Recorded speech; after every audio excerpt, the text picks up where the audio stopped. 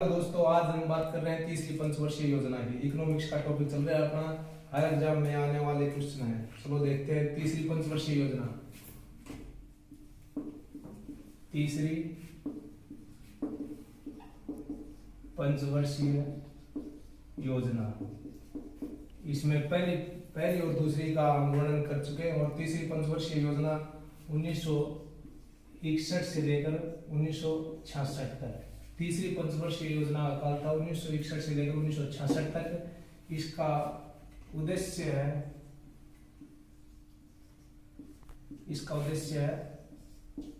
कृषि प्लस उद्योग को बढ़ावा देना। तीसरी पंचवर्षीय योजना का उद्देश्य है कृषि और उद्योग को बढ़ावा देना। इसका मॉडल है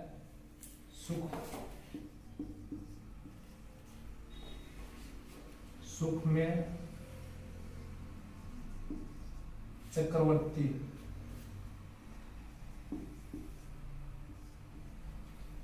तीसरी पंचवर्षीय योजना वर्णन कर रहे हैं। इसका योजना काल है 1961 से लेकर 1966 तक।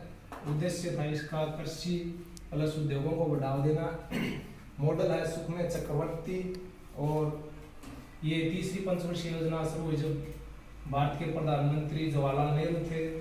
और इसमें एक चौथा लोहा इस्पात कारखाना, चौथा लोहा इस्पात कारखाना खोला गया। ये चौथा इस्पात कारखाना खोला गया तीसरी पंचवर्षीय योजना में। ये कहां पर खोला गया था? बोकारो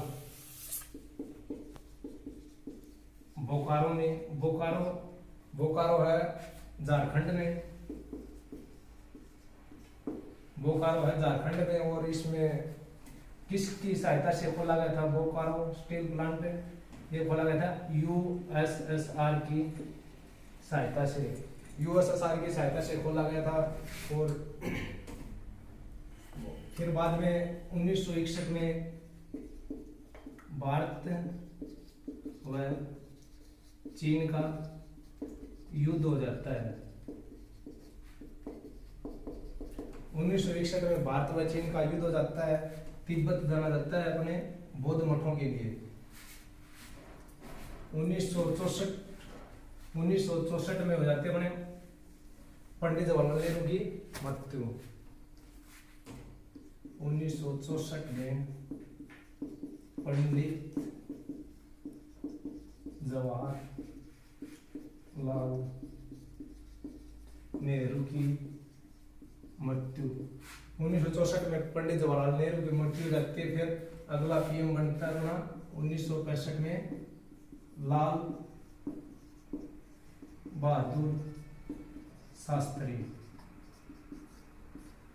1965 में लाल बहादुर शास्त्री बनता है पीएम। फिर 1965 में भारत पाकिस्तान युद्ध हो जाता है। 1965 में भारत पाकिस्तान युद्ध। 1965 में भारत और पाकिस्तान का युद्ध हो जाता है। फिर 1965 में एक समझौता होता है ताशकंद का समझौता। फिर इस 1965 में ताशकंद का समझौता है। फिर 1966 में प्रथम बार भारत की पहली प्रधानमंत्री इंदिरा गांधी बनी। 1966 में भारत की पहली प्रधानमंत्री इंदिरा गांधी बनी। फिर 1966 में भारत में पड़ जाता है अकाल। 1966 में भारत में अकाल पड़ जाता है।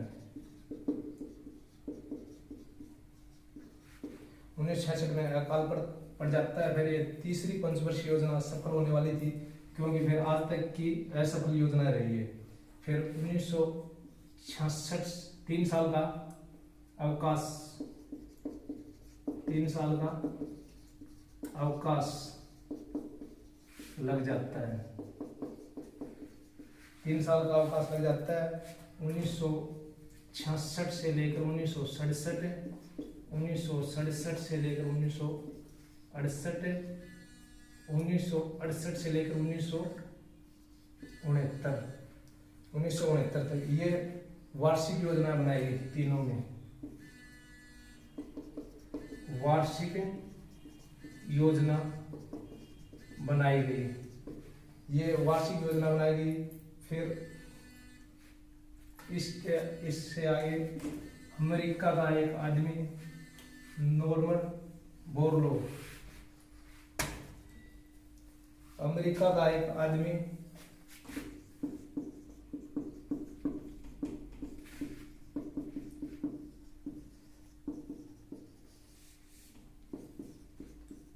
नॉर्मन बार्लो,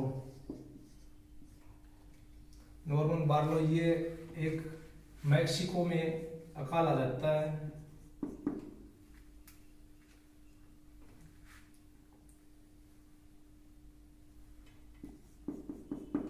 मैक्सिको में अकाल पड़ जाता है जब नॉर्मन बोरलो एक कृषि के लिए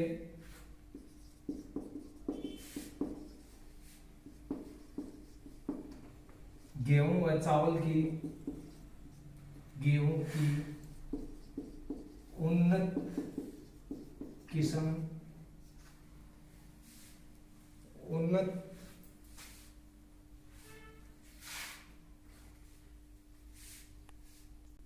हेलो दोस्तों, मैक्सिको में गेहूं की उन्नत किस्म बनाई, उन्नत किस्म की बीज बनाए थे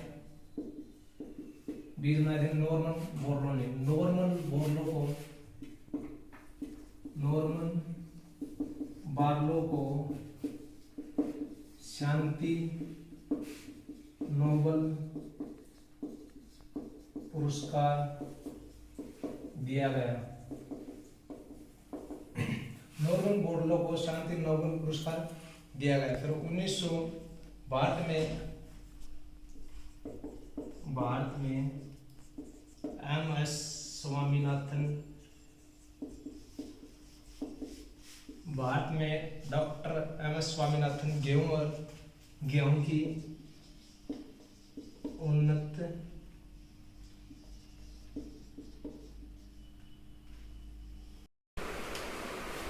उन्नीस सौ 1966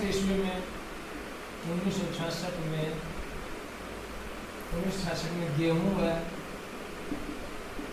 चावल की उन्नत किस्म के बीजों का वितरण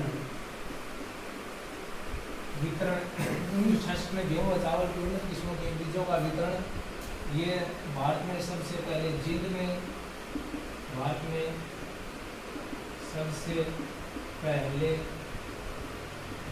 में शुरुआत घटना, जींद में सबसे पहले शुरुआत था। फिर एक व्यक्ति आता है विलियम गॉर्ड, एक व्यक्ति आता है विलियम गॉर्ड, जो कृषि उत्पाद में वृद्धि हो रही थी, कृषि उत्पाद में वृद्धि हो रही थी। एक व्यक्ति आता है विलियम गॉर्ड, जो कृषि उत्पाद में वृद्धि हुई थी, इसने इसको नाम दिया हरित क्रांति। इसने इसको नाम दिया हरित क्रांति। तो इसके बाद हरित क्रांति का जनक बोला जाता है नॉर्मन बोरले को। हरित क्रांति का जनक अंतर्राष्ट्रीय सतर पर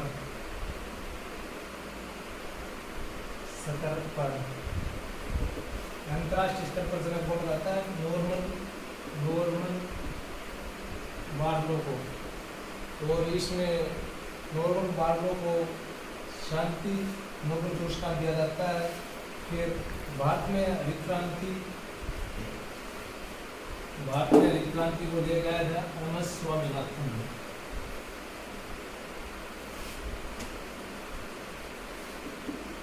भारत में हरित क्रांति का जनक MS स्वामीनाथन। MS स्वामीनाथन जो कि पूर्णतः लागू की 1967 ईस्वी में 1967 ईस्वी में हरित क्रांति की विशेषता क्या थी? हरित क्रांति की विशेषता थी सिंचाई उपलब्ध, सिंचाई और उर्वरक होना चाहिए, फिर होना चाहिए धन। फिर हरित क्रांति भारत में कुछ राज्यों में सफल हो जाती है और कुछ में असफल हो जाते हैं। इसके बाद आते हैं 1969 टू 1974 चौथी पंचवर्षीय योजना। भारत में चौथी पंचवर्षीय योजना 1969 से 1974 चतुर्थ पंचवर्षीय योजना। चतुर्थ पंचवर्षीय योजना, इसका उद्देश्य क्या था? इसका उद्देश्य है आत्मनिर्भर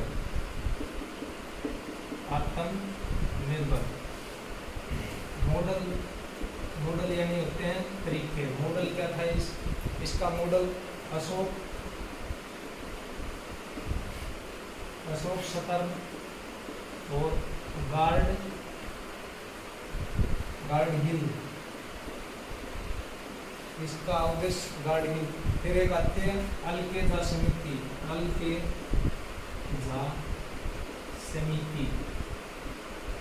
इसमें एक आती है अलकेदा समिति का उद्देश्य है बैंकों का सुधार करना। अलकेदा समिति आती इसमें है बैंकों का सुधार करना। अलकेदा समिति के तहत 14 बैंकों का राष्ट्रीयकरण। अलकेदा समिति के तहत अलकेदा समिति कहती है कि कोई भी बैंक किसी भी बैंक का 50 करोड़ टन और अधिक है तो उसका राष्ट्रीयकरण कर लिया जाएगा। 50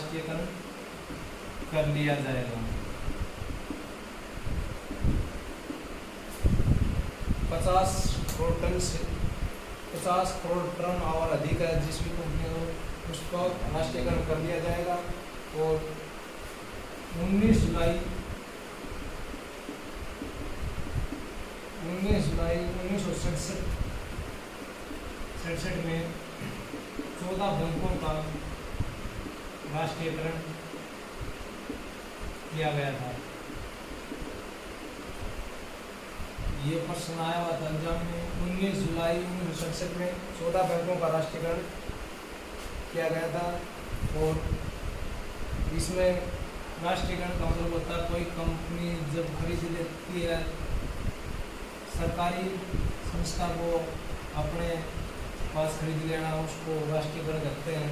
और भारत में 1900 इसके बाद 1971 में सन 1971 में बांग्लादेश आज़ाद हो जाता है। 1971 में बांग्लादेश आज़ाद हो जाता है। फिर बांग्लादेश के लोग भारत में आ जाते हैं और फिर भारत में सन 1971 में बांग्लादेश आज़ाद हो जाता है। और फिर बांग्लादेश आज़ाद हो जाने के बाद ये बांग्लादेश वाले लोग अपने भारत में रहते हैं। भारत में तेज़ी से महंगाई होने लगती है। तो दोस्तों आज के लिए हमने 2 पंचवर्षीय योजनाओं का 19 जुलाई 1967 में 14 बैंकों का राष्ट्रीयकरण हुआ।